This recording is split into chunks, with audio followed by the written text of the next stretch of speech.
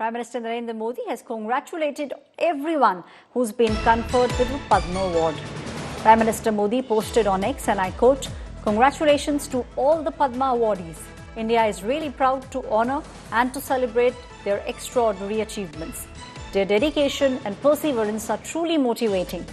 Each awardee is synonymous with hard work, passion and innovation, which has positively impacted countless lives. They teach us the value of striving for excellence and serving the society selflessly." My colleague Himanshu Mishra is now joining me on the story. Himanshu, हमने देखा प्रधानमंत्री नरेंद्र मोदी ने x पर जिस तरीके से लोगों की तारीफ करी और ये भी कहा कि जिस तरीके का डेडिकेशन इन लोगों ने दिखाया है अपने अपने फील्ड पर, वो हम सबको इंस्पायर करता है कि हमें अपने देश के लिए कुछ करना चाहिए। देखिए, बिल्कुल, जिन 139 लोगों को आज पद्मा अवार्ड दिए गए हैं, जिनमें 113 पद्मश्री हैं, 19 जो हैं वो पद्म भूषण, 7 पद्म विभूषण दिए गए हैं, जिनमें 23 महिलाएं हैं ऐश्वर्या जिनको ये अवार्ड दिया गया है। 10 ऐसे लोग हैं जो फॉरेनर्स हैं, NRI है, PIO है, OCI है।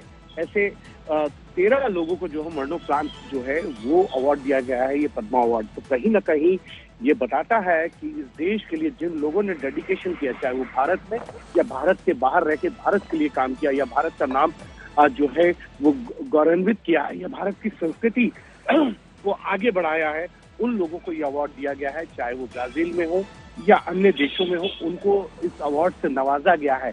पद्मश्री, पद्म भूषण, पद्म विभूषण आप देखेंगे, चाहे वो राजनीतिक क्षेत्र हो, खेल का क्षेत्र हो। श्रीजेश, हम सब जानते हैं कि हॉकी में उनका कितना बड़ा कंट्रीब्यूशन है। जब भारत जो है ओलंपिक में मेडल लेकर आया था, श्रीजेश को जो है वो पद्म भूषण। पंकज उदास, जिनको हम सब जानते हैं गजल गायक के तौर पर, उनको Padma Bhushan.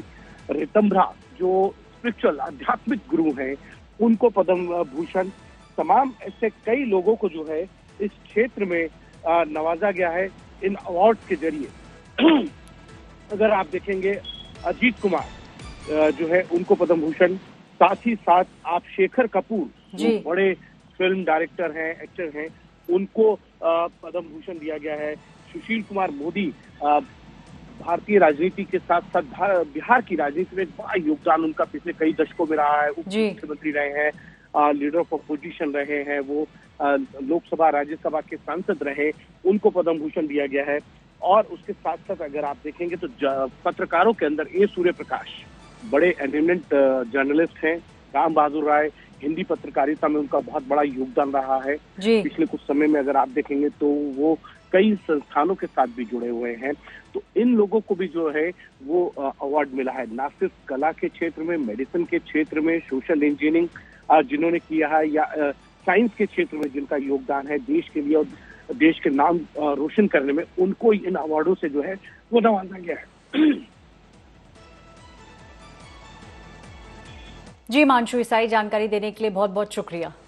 My colleague Himanshu was putting things in perspective and also saying it's not just people who are in India, people who do not stay in India, stay elsewhere but have done something for India. They have also made it to the list. The government and Prime Minister Modi now congratulating them. Prime Minister saying proud to honor the extraordinary achievements of these stellar performers.